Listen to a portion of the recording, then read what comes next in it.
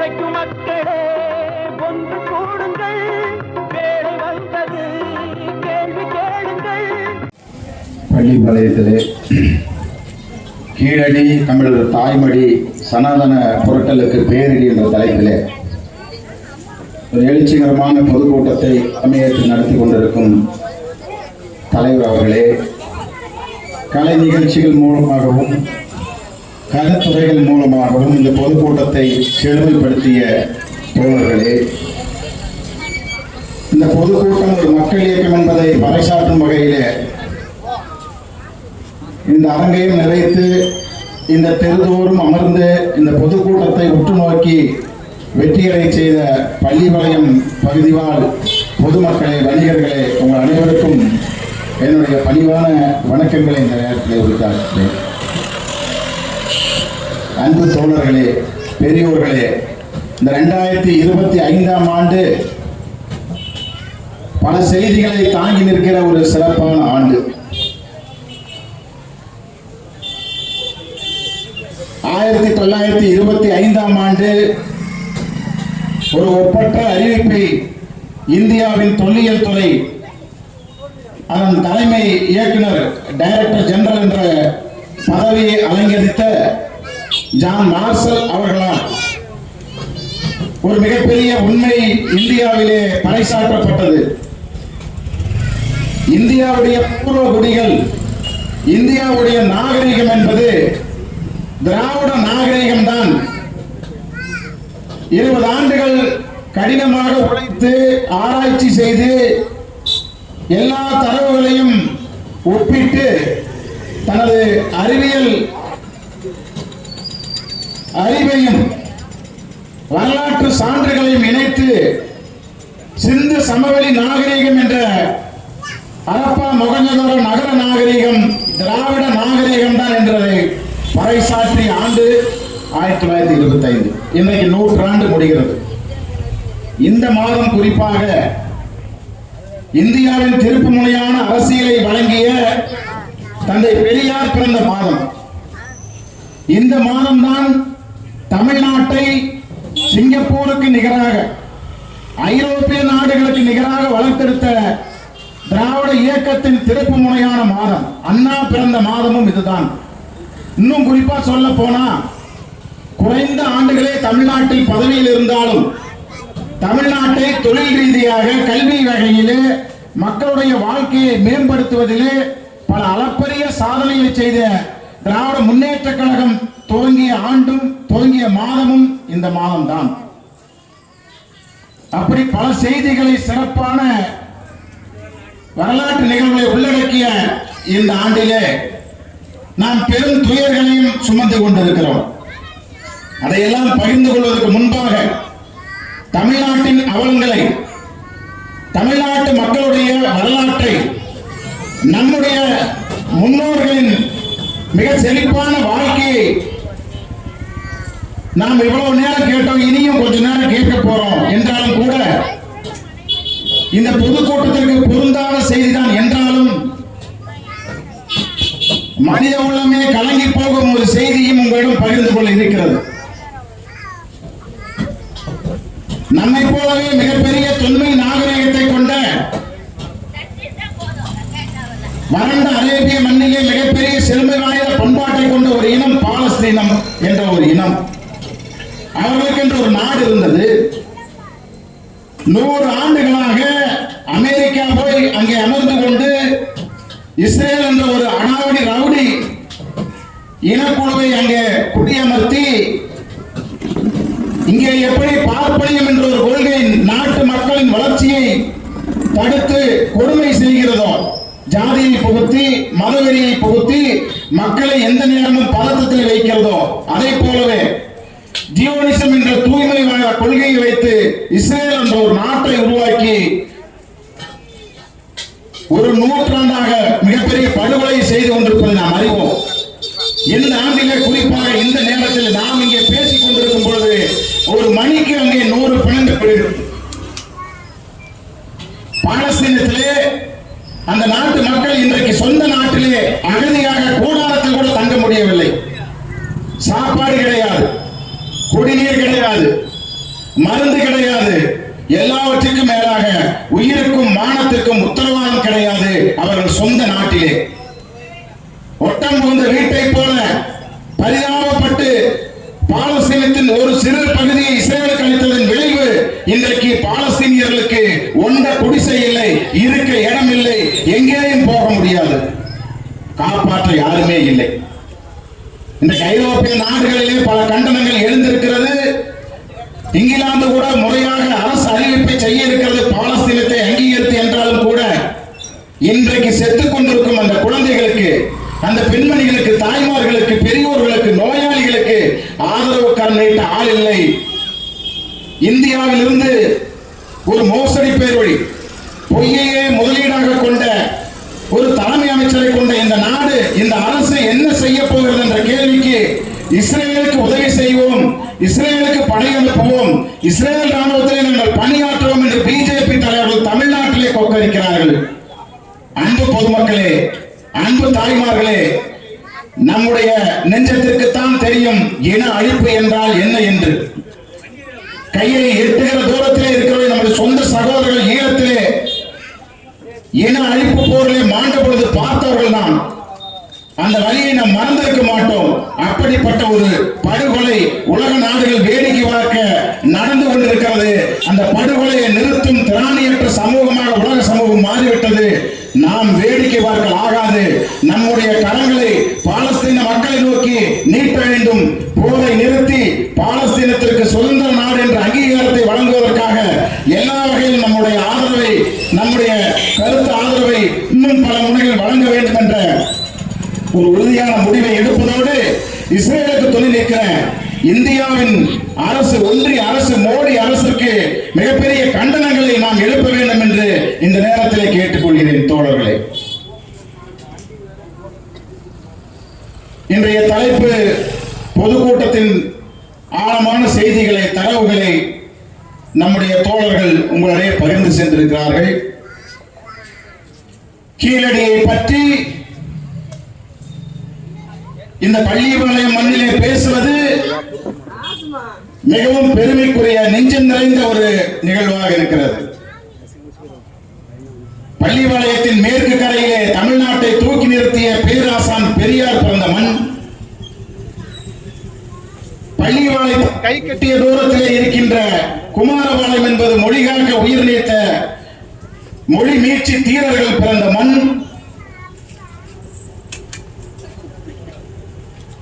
அப்படிப்பட்ட இந்த பள்ளிப்பாளையம் மக்களுக்கு தமிழ்நாட்டின் வளர்ச்சியில் தொழில் ரீதியாக மிகப்பெரிய பங்கு இருக்கிறது. இந்த மண்ணிலிருந்து எழும் ஒவ்வொரு குரலுக்கும் ஒரு மதிப்புண்டு.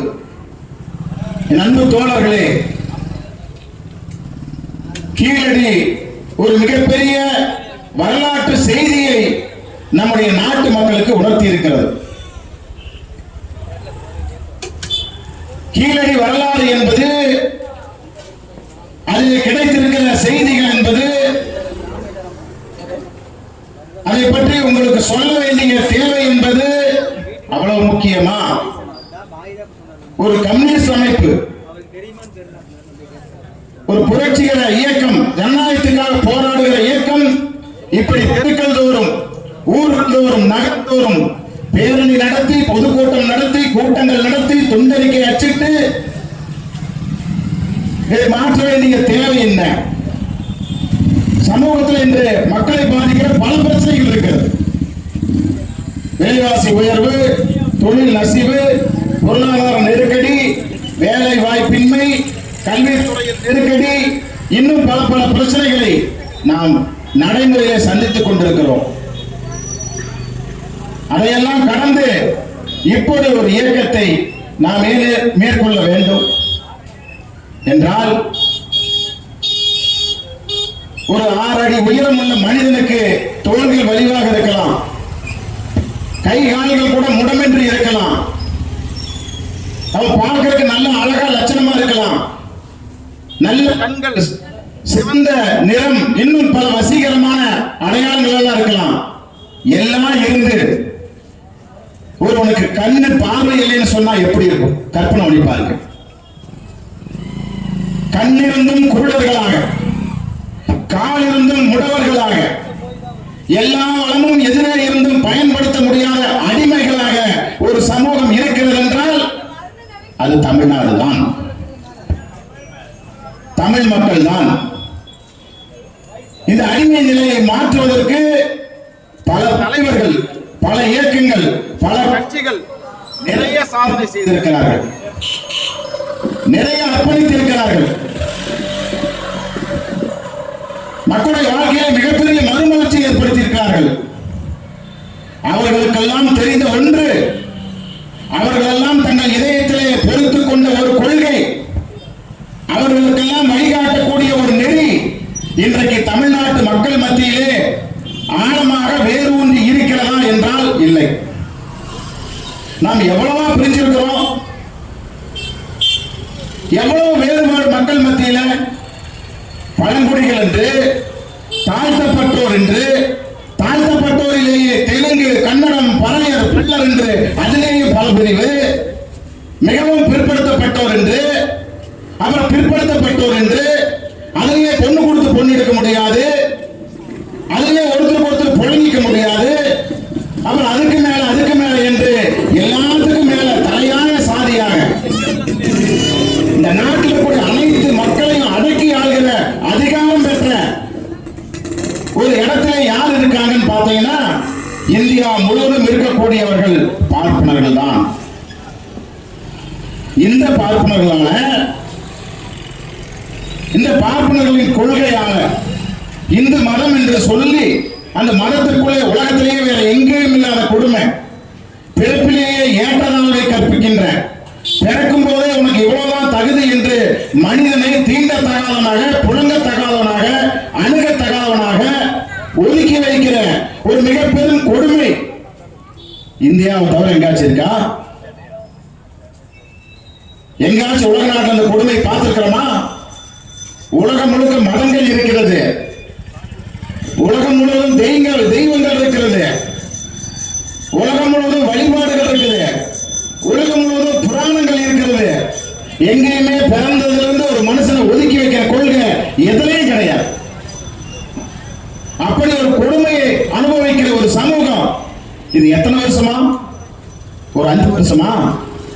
இல்ல நம்ம மோடி பிஜேபி ஆட்சிக்கு வந்ததுக்கு பிறகா? என் அன்பு தோழர்களே, பொதுமக்களே, நாம் இந்த கொடுமையை 3000 ஆண்டுகளாக அனுபவிக்கிறோம். இந்த கொடுமை நம் மீது சுமத்தப்பட்டு 3000 ஆண்டுகளாக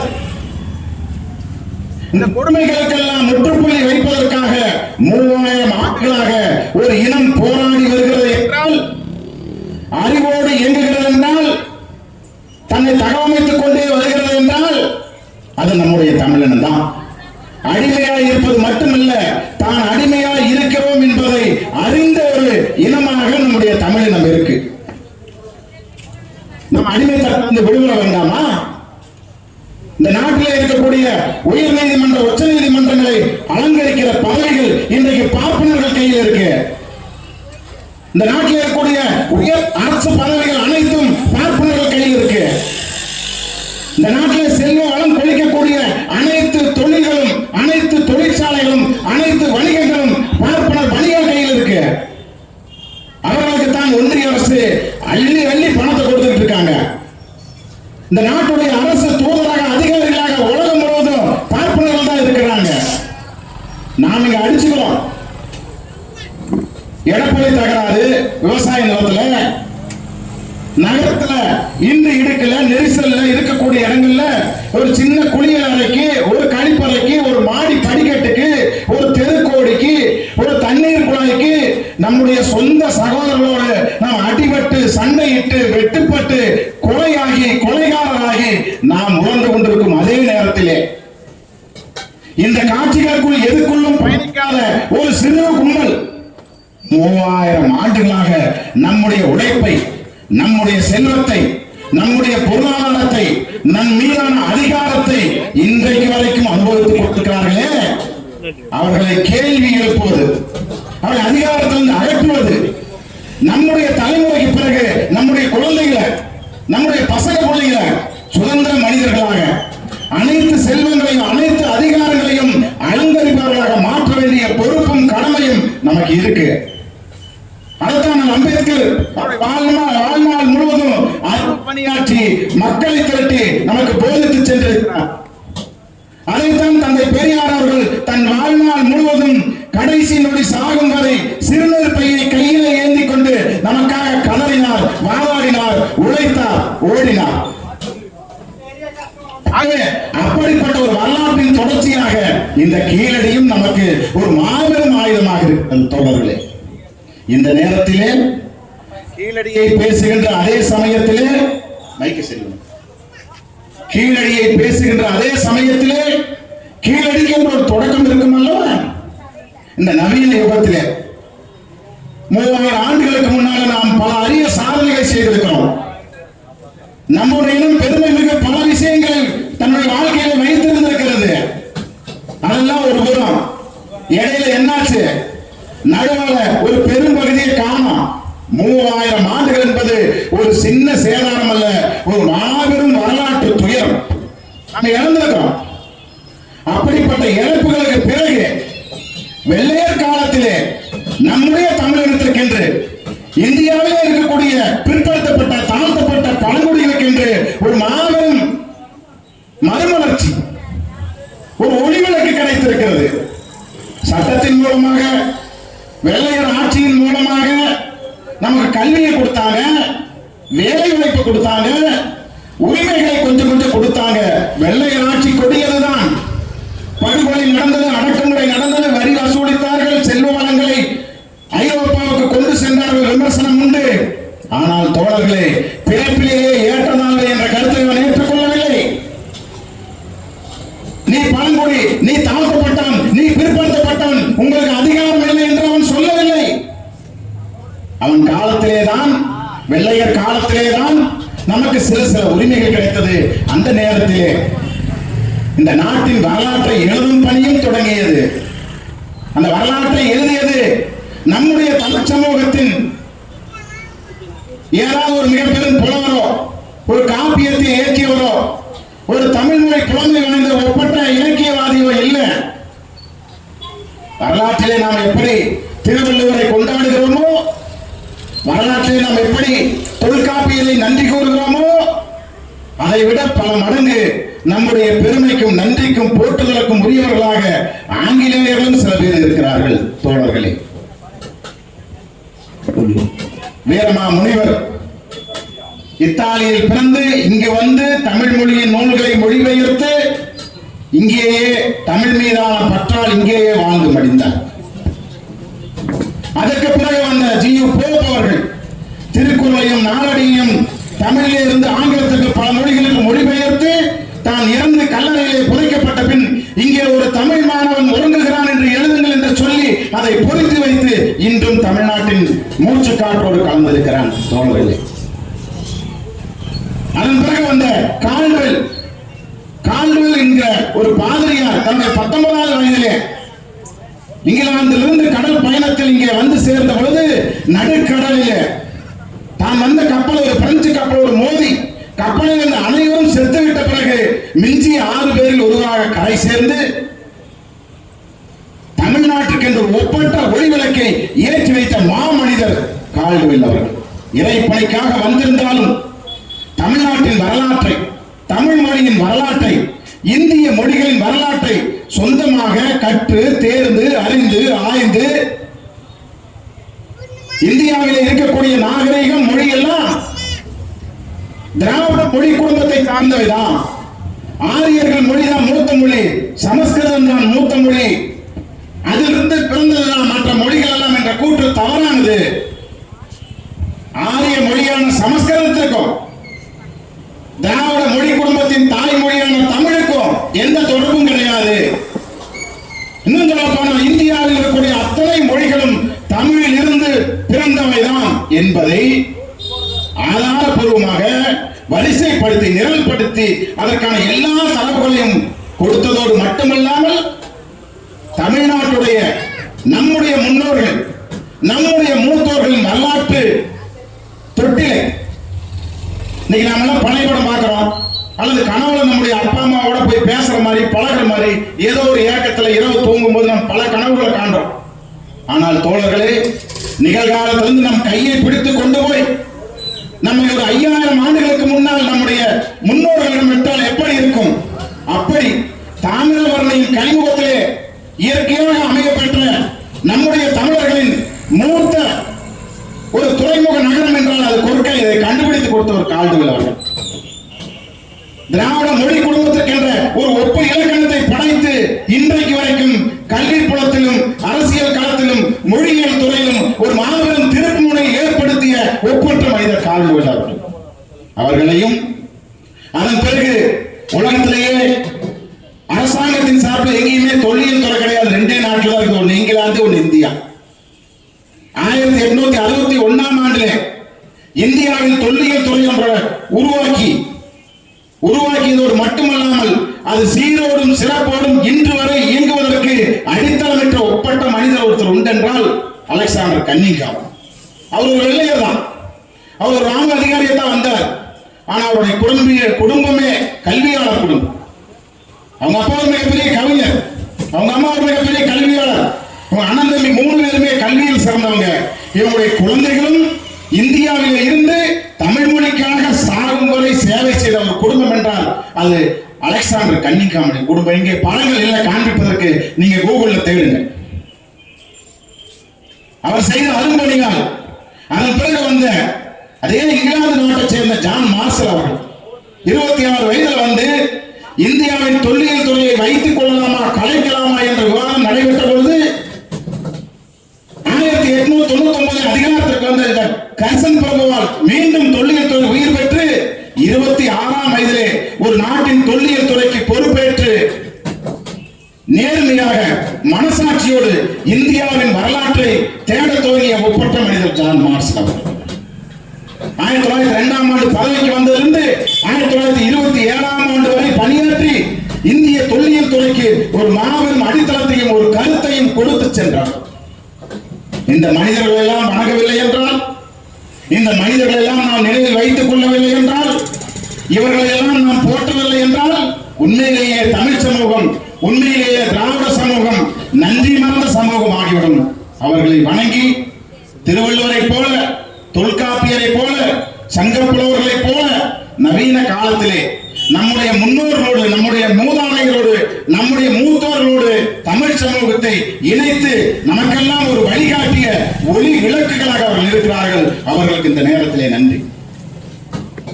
அப்படிப்பட்ட தொல்லியல் துறை வெள்ளையர் ஆட்சி காலம் வரை சரியா இயங்கியது தோழர்களே. அதுக்கு பிறகு 60 ஆண்டுகள் அது கண்டுக்கவே இல்லை. தமிழ்நாட்டையோ, கேரளாவையோ, கர்நாடகாவையோ, ஆந்திராவையோ, இந்த தென்புலத்து மாநிலங்களை கைவிட்டது தொல்லியல் துறை.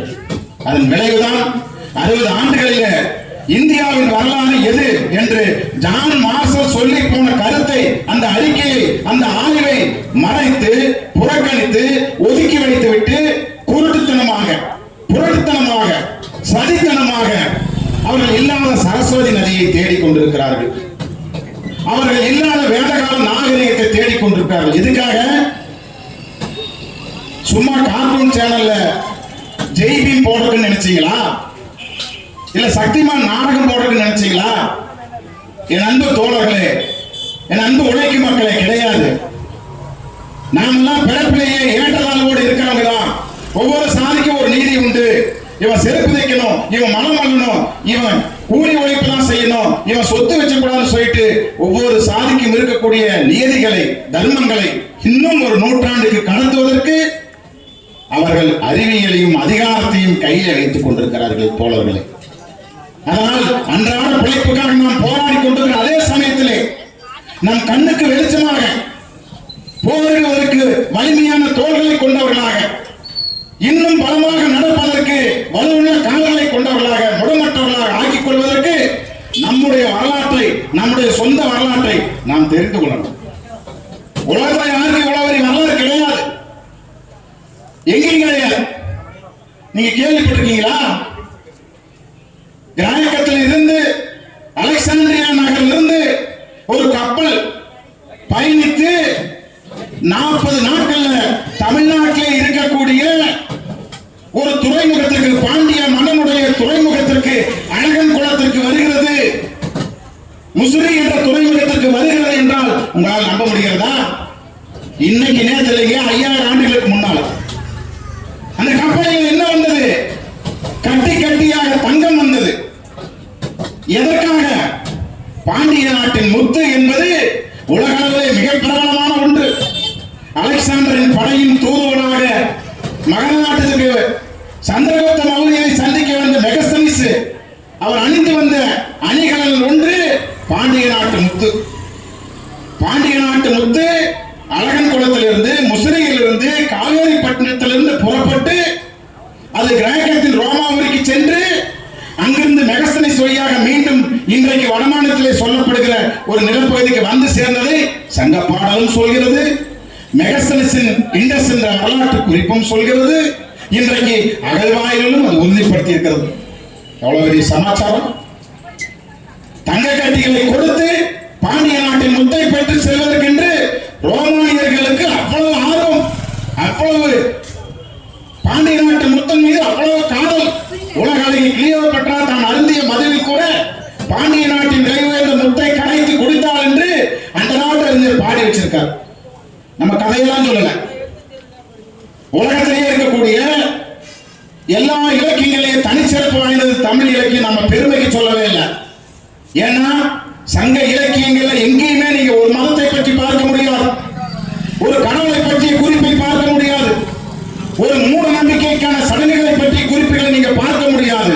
எல்லாமே வாழ்வியல், எல்லாமே அறிவியல், எல்லாமே பகுத்தறிவு, எல்லாமே அன்பு, காதல், வீரம் என்று ஒரு சாதாரண மனிதனின் வாழ்க்கையை படம் பிடித்து காட்டுகிற இலக்கியம் ஒன்று என்றால் அது உலகத்திலேயே தமிழ் இலக்கியம் மட்டும்தான் இருக்கு. சங்க இலக்கியத்தை சொல்லி பெருமை கட்டினா போராது. நம்ம ஏன் இப்படி ஆணவம் இருக்கு? இவ்வளவு நாளா விட தெரியாம இருந்துச்சு, இவ்வளவு நாளா விட தெரியாம இருந்துச்சு. அந்த விடையை சங்க இலக்கியங்களே இருந்தவை, சிந்து சமவெளியில் கண்டுபிடித்தவை, இன்னும் உலகத்து குறிப்புகள் எல்லாம் இருக்கக்கூடிய ஒரு செய்தியை தமிழ்நாட்டிலே இணைப்பதற்கு நம்மளே சரியான மெட்டீரியல் கிடையாது, வாழ்வியல் ஆதாரங்கள் கிடையாது. நண்பு தோழர்களே, 60 ஆண்டுகளாக இந்தியாவின் வரலாற்றை கண்டுபிடித்து விடக் கூடாது என்பதற்காக ஒரு அரசு ஒரு துறையை நடத்துகிறது என்றால் அது தொல்லியல் துறைதான். அப்படிப்பட்ட தொல்லியல் துறையை வராது வந்த மாமணி போல் 2013ஆம் ஆண்டு தென் மாநிலங்களுக்கான தொல்லியல் துறையின் இயக்குநராக பொறுப்புக்கு வந்த நம்முடைய அன்புக்கும் போற்றுதலுக்கும் உரிய ஒப்பற்ற மனிதர். பழனியிலே பிறந்து மதுரையிலே கல்வி கற்று தமிழ் சமூகத்தின் மீது தீராத பற்று கொண்டு எல்லாவற்றுக்கும் மேலாக பகுத்தறிவோடு இருக்கிறார். இன்னைக்கு ராக்கெட் போடுறவங்க கூட எலுமிச்சம்பழத்தை அடியில் வச்சு நசுக்கித்தான் ராக்கெட் போடுறாங்க இஸ்ரோல. நம்முடைய மாநிலத்தை சேர்ந்த எத்தனையோ பேர் அதுக்கு பொறுப்பு போன அதிகாரி எல்லாம் இறை வழிபாட்டோடு சேர்ந்துதான் அறிவியல் இணைச்சாங்க. அந்த மாதிரி எல்லாம் எந்த குழப்பமும் இல்லாம உண்மைக்கு மட்டுமே கட்டுப்பட்ட மக்களின் மீது தீரான அன்பு கொண்ட ஒரு மனிதர் உண்டு என்றால் நம்முடைய அமர்நாத் ராமகிருஷ்ணன் அவர்கள் தான். அவர் ஒரு அரசு அதிகாரி. 2013ஆம் ஆண்டு வேலைக்கு அமர்த்தப்பட்டு தமிழ்நாட்டின் வரலாறு, இந்தியாவின் வரலாறு முடங்கி கிடக்கிறது. யாரும் உண்மையை வெளிக்கொண்டு வரல, இந்திய அரசு அக்கறை காட்டல, அது என்னன்னு தேட வேண்டும் சொல்லி சங்க இலக்கியங்கள் அதிகமாக குறிப்பிடப்படுற தமிழ் மண்ணில் மூத்த நாகரிகம், முது நாகரிகம், பெருமைக்குரிய நாகரிகம் எல்லாம் அதிகமாக குறிப்பிடப்படுறது மதுரை தான், வைகை நதி தான் என்பதால வைகை நதி தோன்றுகிற மேற்கு தொடர்ச்சி மலையில் தொடங்கி அது கடலிலே கலக்கிற அழகன் குளம் வரை எல்லா ஊர்களுக்கு 2 கரையில் இருக்கிற எல்லா ஊர்களுக்கு பயணிச்சு தேடி எடுத்ததுல 293 கிராமங்கள்ல தொல்லியல் எச்சங்கள் கிடைச்சது. அது எல்லாத்துக்கும் மகிடம் வைத்தார் போல் இருந்ததுதான் கீழடி. அன்பு தோழர்களே, எவ்வளவு பெரிய செய்தி! ஜான் மார்சலுக்கு அப்புறம் ஒரு வெள்ளைக்கான அறிஞருக்கு பிறகு இவ்வளவு இடைவெளி விட்டு ஒரு நூற்றாண்டு கழித்து நமக்கு ஒரு அற்புத மனிதர் நம்முடைய இனத்திலே பிறந்து வாழ்ந்து இன்றைக்கு நம்மோடு சேர்ந்து பயணித்துக் கொண்டிருக்கிற எவ்வளவு பெரிய பெருமை! நம்ம கோட்டாட்டதையெல்லாம் எடுத்துக்கிறதுக்கான ஒரு வலிவான ஆயுதத்தை நம்ம கையில கொடுத்திருக்கார். அவர் சொல்றாரு, கீழடியை தோண்டுவதற்காக நாங்கள் எடுத்த முயற்சி அத்தனையும் மோடி அரசால் முடக்கப்பட்டது. அவர் அவருடைய மொழியில சொல்றார், அலுவல் மொழியில். அதையெல்லாம் எதிர்த்து போராடி அவரும் அவருடைய குழுவினரும் அவருக்கு ஆதரவாக இருக்கக்கூடிய அரசியல் செயல்பாட்டாளர்களும் தொடர்ந்து போராடி 110 ஏக்கர் கொண்ட கீழடியின் அந்த அகழ்வாய்வுக்கான தொல்லியல் எச்சங்கள் கிடைக்கிற அந்த அவ்வளவு பரந்த பகுதியில கொஞ்சோண்டு இடத்தை மட்டும் எடுத்து 2 ஆண்டுகள்ல 6000த்துக்கு மேற்பட்ட பொருட்களை சேகரிச்சாங்க. என்ன சிறப்புன்னு கேட்டீங்கன்னா, ஒவ்வொரு உலகம் முழுக்க இருக்க எல்லா மனிதர்களுக்கும் 3 வகையான வரலாற்று காலகட்டம் இருக்கு. எழுத்து பிறப்பதற்கு முன்பு, இரும்பு கண்டுபிடிப்பதற்கு முன்பு, அப்புறம் அதுக்கு முன்னால் இருக்கிற வேட்டையாடும் காலம். கீழடியில் என்ன சிறப்புன்னு கேட்டீங்கன்னா, கீழடியில் அகழ்வாய்வு குழிகளை தோண்ட தோண்ட மனிதனின் தொடக்க கால நாகரீகத்தில் தொடக்க கால வாழ்க்கையிலிருந்து 3 அடுக்குகளும் இருக்கிறது என்பதை நிறுவியிருக்கிறார்.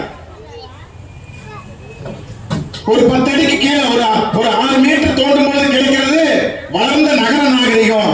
அதுக்கு கீழே எடுக்கும் போது இரும்பு கால நாகரிகம் கிடைக்குது. அதுக்கு கீழே இன்னும் ஆழமா தோண்டும் போது அதே இடத்திலேயே கல் கருவிகளை பயன்படுத்திய அனைத்து எச்சங்களும் கிடைக்கிறது. எல்லாத்தையும் ஒன்றிய அரசு மட்டும் நம்பி இருக்க கூடாது சொல்லி பல தனியார் ஆய்வகங்களை எடுத்தது மட்டுமல்லாம ஒன்றிய அரசுக்கு விண்ணப்பம் வச்சு உலகம் இருக்கக்கூடிய நிறுவனங்களுக்கெல்லாம் ஆய்வுக்கு அனுப்பி எல்லா தகவலையும் சேகரித்து மிகப்பெரிய ஒரு நம்பிக்கைக்கான அறிவிப்பை வெளியிட்டார். இந்தியாவிலேயே வேற எந்த தொல்லியல் ஆய்வும் ஒரு மக்கள் இயக்கமா மாறுறது கிடையாது. எப்படி இருந்தாலும் அரசு முடங்கிடும். 2005ஆம் ஆண்டுல ஆதிச்சநல்லூரை அப்படித்தான் ஒரு தொல்லியல் துறை ஒரு குழு ஆய்வு பண்ணியது. அதுக்கான அறிக்கையெல்லாம் அரசு கொடுத்துட்டாங்க. ஆனா ஆதிச்சநல்லூர் அறிக்கை இன்று வரை வெளியிடவில்லை. காங்கிரஸ் இருந்தாலும் சரி, இன்றைய பிஜேபி இருந்தாலும் சரி. ஜான் மார்ஷல் சொன்ன அந்த பிரகடனத்தை இந்திய அரசோ, தொல்லியல் துறையோ, கல்வித்துறையோ, இந்தியாவின் அறிவுசார் சமூகமோ எடுத்துக்கவே கிடையாது. இதுக்கு பின்னாலெல்லாம் விருப்பு வெறுப்புல ஒரு திட்டமிட்ட சதி இருக்கிறது. அதனால்தான் அமர்நாத் ராமகிருஷ்ணன் அவர்கள் எல்லா ஊடகங்களையும் வரவழைச்சார். எல்லா உழைக்கும் மக்களையும் அங்க இன்வைட் பண்ணார். வாங்க எல்லாரும் வந்து பாருங்க என்று அகழ்வாய்வு பணி நடக்கும் பொழுது மக்களை அழைத்து, ஊடகத்தினர் அழைத்து ஒரு வலிமையான மக்கள் இயக்கமாக மாற்றி இன்று உலகத்தின் பார்வைக்கு அவர் கொண்டு போயிட்டார். நண்பு தோழர்களே, அந்த கீழடியில் சொன்ன செய்தி, கீழடியில் கிடைத்த தரவுகள், கீழடியில் சொல்கிற அந்த வாழ்வியல் எல்லாம் நம்முடைய முன்னோர்களுக்கு மட்டுமல்ல, அது ஒரு சமத்துவத்திற்கான ஒரு செய்தியை தாங்கி இருக்கிறது. இன்னைக்கு ஜாதியின் பெயரால, மதத்தின் பெயரால இந்தியாவை துண்டாடி இல்லாத ராமனுக்கு கோயில் கட்டி அந்த ராமனோட உண்மை வரலாற்றை மக்களுக்கு சொல்லாம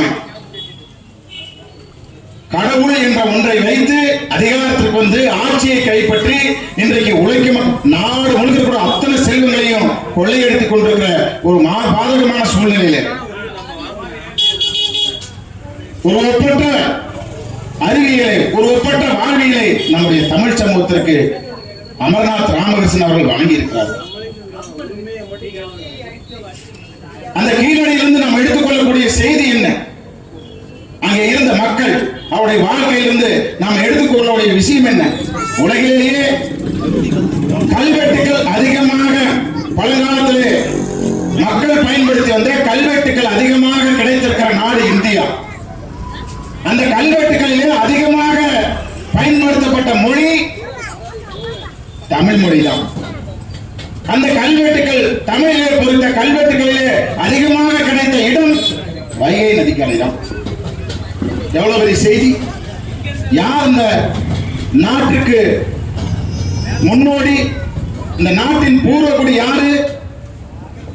ஆரியர்கள் சொல்கிறார்கள், நாமெல்லாம் பழங்குடிகளாம், நமக்கெல்லாம் நாகரிகம் கிடையாதாம், நமக்கெல்லாம் ஒழுக்கம் கிடையாதாம், நாமெல்லாம் கோழைகளாம், நம்ம எல்லாம் அடிமையா தான் வச்சிருக்கணுமா? ஆனா அவங்க ரொம்ப முன்னேறியவங்களாம், ரொம்ப சுத்தமானவங்களாம், அவங்களுக்கு தான் ஆண்டவனோட பேசுறதுக்கான எல்லா தகுதியும் இருக்கா, எல்லா வாய்ப்பு வழிமுறையும் அவங்களுக்கு தான் தெரியுமா என்று சொல்லி அதை இன்றைக்கு வரைக்கும் சமஸ்கிருதம் தான் வழிபாட்டு மொழி. என்னங்க வேணும்? என்ன தலைவர் மைக் வேணுமா? கொஞ்ச நேரம் அமைதியா. அப்படியெல்லாம் நம்முடைய வாழ்க்கையை, நம்முடைய மக்களை கேவலப்படுத்திய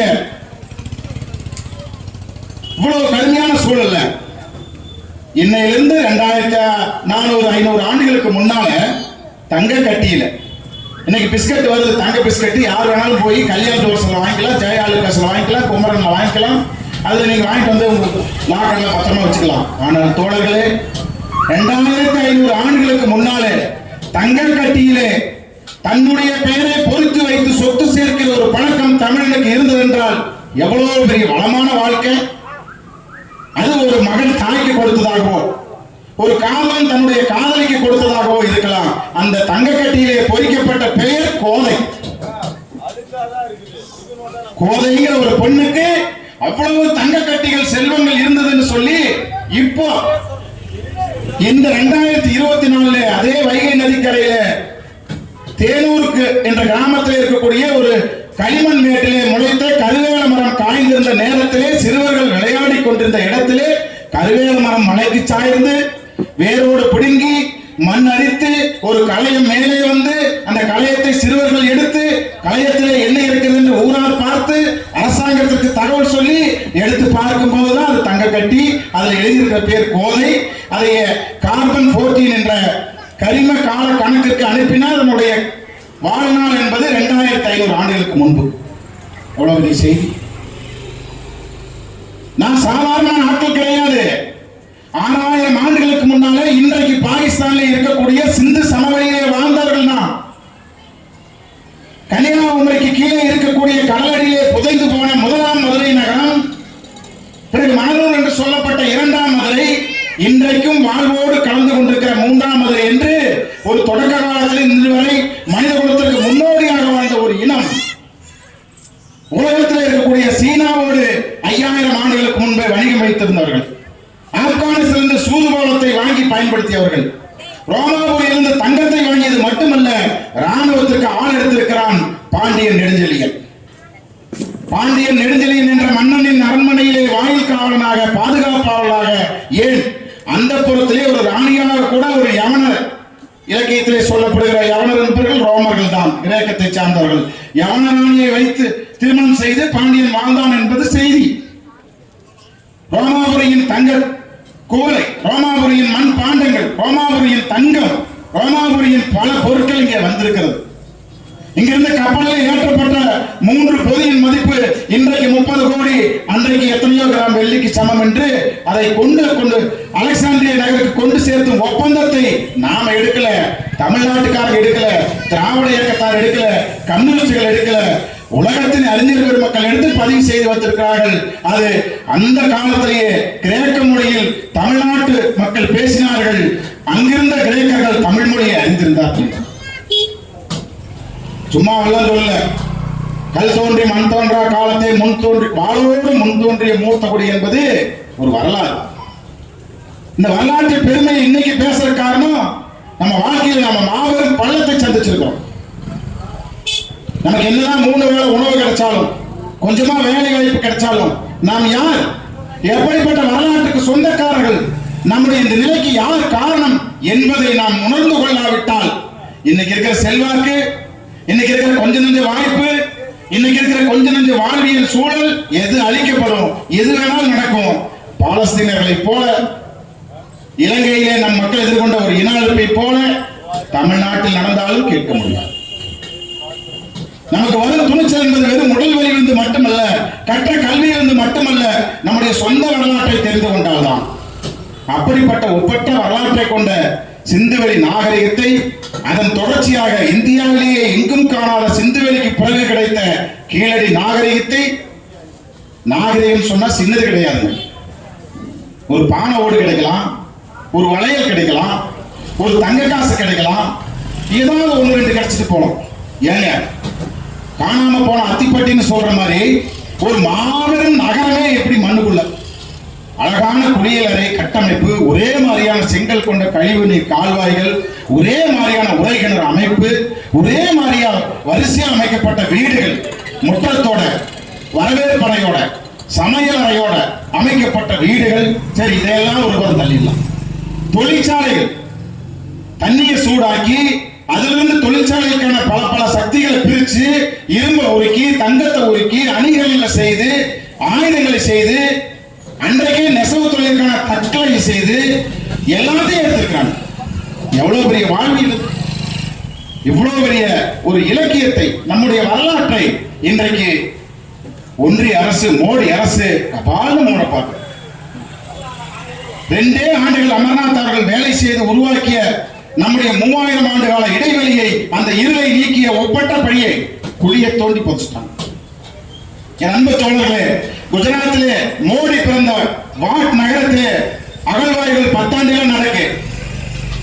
அதே குஜராத்திலே தொலைவீராங்கிற இடத்துல 17 ஆண்டுகளா நடந்துட்டு இருக்குது.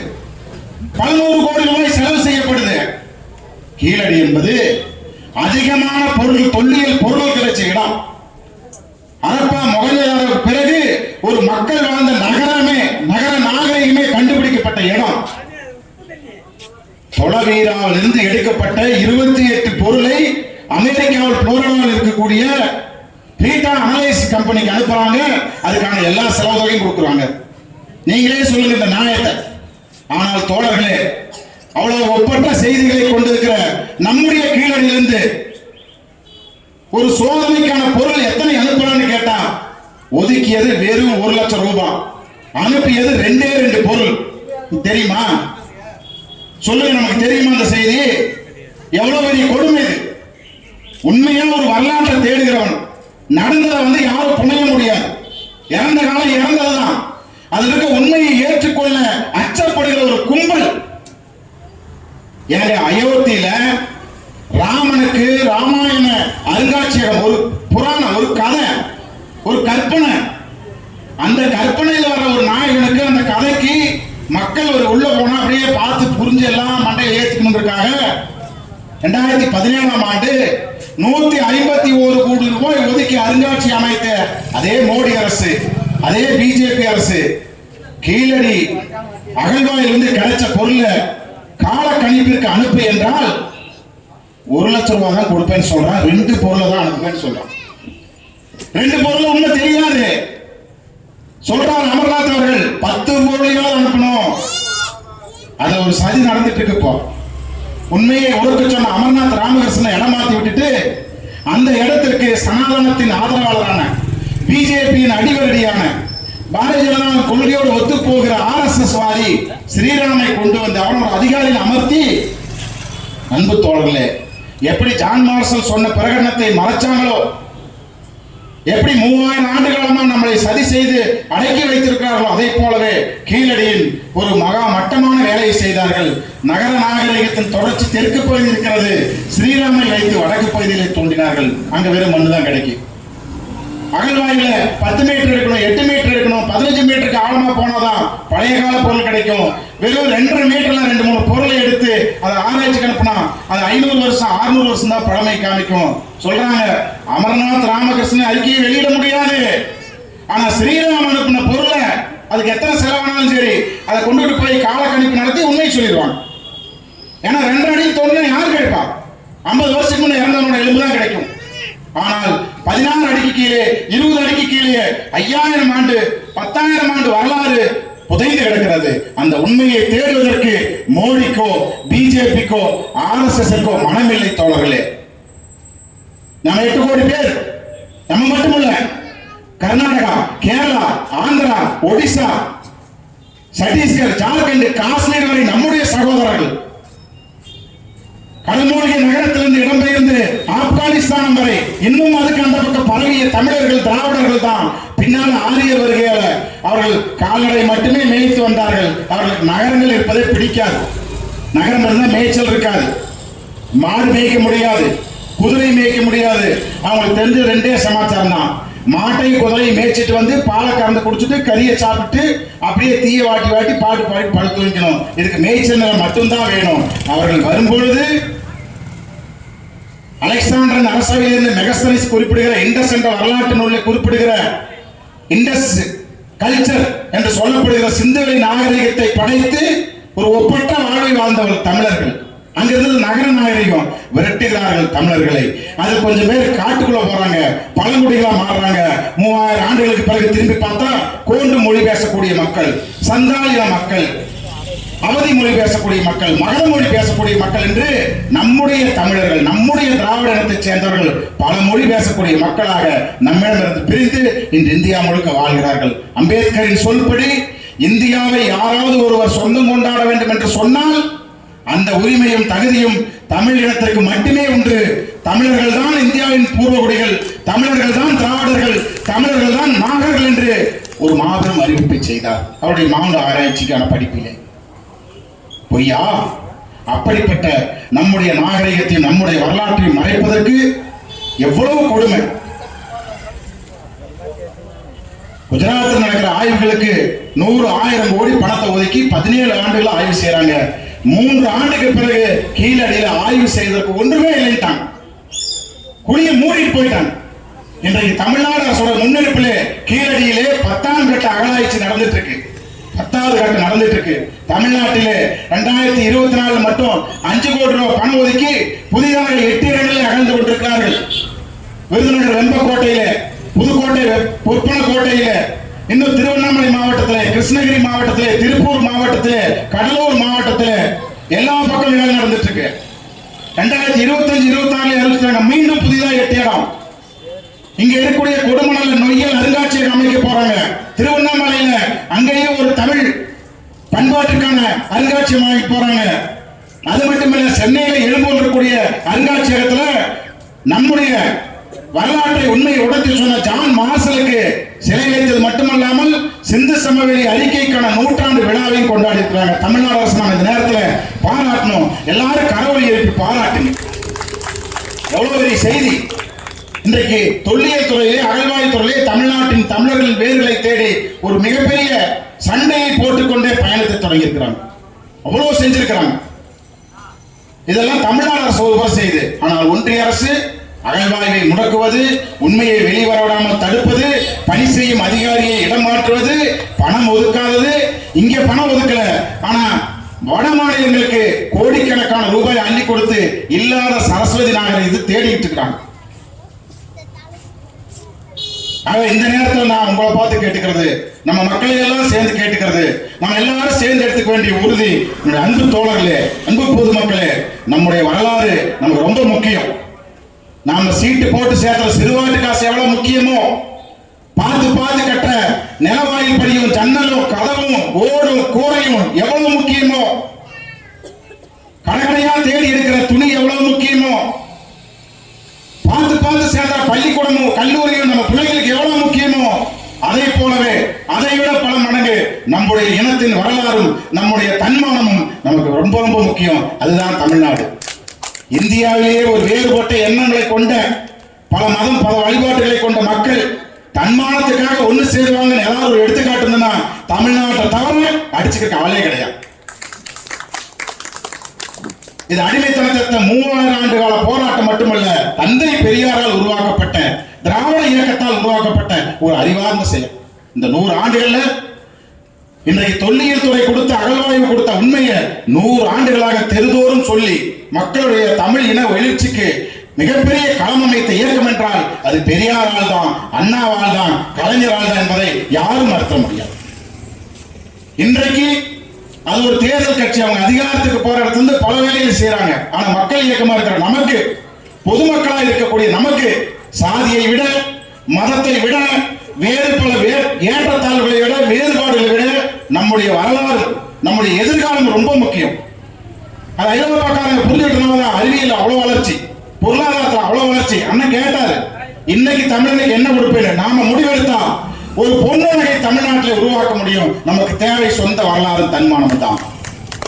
அப்படிப்பட்ட ஒரு மிகப்பெரிய பாதையை கட்டியெழுப்பதற்காக அதிகாரத்தை வைத்துக் கொண்டு அரசியல் சாசனத்தை கொலை செய்கிறார்கள். கள்ள ஓட்டு போட்டு ஜெயிச்சதெல்லாம் பத்தாது, வாக்குப்பெட்டி திருநதெல்லாம் பத்தாதுன்னு சொல்லிட்டு ஒரு 10க்கு 10 ரூம்ல 85 வாக்காளர்கள், 147 வயசுல ஒரு வாக்காளர் இருக்காரு. அப்பன் பேர் தெரியாத வாக்காளர்கள் ஆயிரக்கணக்கில் இருக்கிறாங்க. ஒரே வாக்காளருக்கு 17 இடத்துல ஓட்டு இருக்கு. இப்படி மோசடி செய்து சோத்துக்காக பஞ்சம் முழங்கி வந்த பீகார் தொழிலாளர்களை வஞ்சித்து சிறுபான்மை மக்களை வாக்குப்பட்டியிலிருந்து நீக்கி மோசடித்தனமா பிஜேபிக்கு ஆள் சேர்த்து வாக்காளர் பட்டியலையே திருத்தி எந்த காலத்திலும் நடைபெறாத ஒரு மாபெரும் பாதக செயலை தேர்தல் ஆணையமும் மோடி அரசு பண்ணி இன்னைக்கு இந்தியாவை குழப்பிட்டு இருக்காங்க. எதை பண்ணினாலும் அதிகாரத்துக்கு வருவாங்க. எதுக்கும் தயங்க மாட்டாங்க. அப்படிப்பட்ட மாபாதர்களை எதிர்கொள்ளும் தெம்பும் திராணியும் அறிவும் மானமும் தமிழ்நாட்டுக்கே உண்டு, தமிழர்களுக்கே உண்டு. விடமாட்டோம் சனாதனத்தை. வீழ்த்த வேண்டிய சக்தி சனாதனமும் பிஜேபி RSS. நான் மாற்ற வேண்டியது இந்தியாவின் பழக்க வழக்கங்களை, பண்பாட்டை. இது ஒரு புதுமையான உலகின் ஒப்பற்ற வரலாற்றுக்கு சொந்தக்காரர்களான நாம் உலகின் ஒப்பற்ற ஜனநாயகத்தை படைக்க வேண்டும். அப்படி ஒரு மாபெரும் கடமையிலே தமிழ்நாட்டை பொன்னாக மாற்றுவோம். அந்த நம்பிக்கையோடு பயணிப்போம். கீழடி மட்டுமல்ல, தமிழர்களின் துன்ப வரலாற்றை எல்லாம் நாமும் உள்வாங்கி நம்முடைய தலைமுறைகளுக்கும் கொண்டு சேர்ப்பது நம்முடைய கடமை. இந்த நேரத்திலே இந்திய ஒன்றிய அரசுக்கு தமிழ்நாட்டு மக்களின் சார்பில் நாம் வைக்க வேண்டிய செய்தி என்னவென்றால், கீழடி அறிக்கையை உடனே வெளியிட வேண்டும். அமர்நாத் ராமகிருஷ்ணனை மீண்டும் தென் மாநிலங்களுக்கான இயக்குநராக அமர்த்த வேண்டும். அது மட்டுமல்ல, கீழடியோடு சேர்த்து ஆதிச்சநல்லூர் அறிக்கையும் வெளியிட வேண்டும். உண்மை வரலாற்றை வெளியிட வேண்டும். இந்தியாவில் இருக்கக்கூடிய அனைத்து உயர்கல்வி நிறுவனங்களிலும் வரலாற்று நிறுவனங்களிலும் இந்தியாவின் வரலாறு தெற்கிலிருந்து தான் தொடங்குகிறது என்ற உண்மையை அங்கீகரிக்க வேண்டும். இதற்கான போராட்டத்தை நம்முடைய மக்களுக்கு நாம் மேற்கொள்ள வேண்டும். அதே நேரத்திலே மக்களாகிய நாம் ஜனநாயகத்திற்காக போராடும் ஒரு உறுதியை கீழடி மீது சத்தியம் செய்து எடுத்துக் கொள்ள வேண்டும். சிவகலை மீது சத்தியம் செய்து எடுத்துக் கொள்ள வேண்டும். தெலுங்கனூரின் மீது சத்தியம் செய்து எடுத்துக் கொள்ள வேண்டும். நம்முடைய மூதாதையின் மண் மீது நின்று வரலாற்றை தொடர்ந்து முன்னேற்றுவோம். எதிர்கால சந்ததிக்கு ஒரு நிலையான செல்வமிக்க அமைதியான வாழ்க்கை அமைத்து கொடுக்க உறுதியேற்போம் என்று கேட்டு வாய்ப்புக்கு நன்றி கூறி முடிக்கிறேன். வணக்கம்.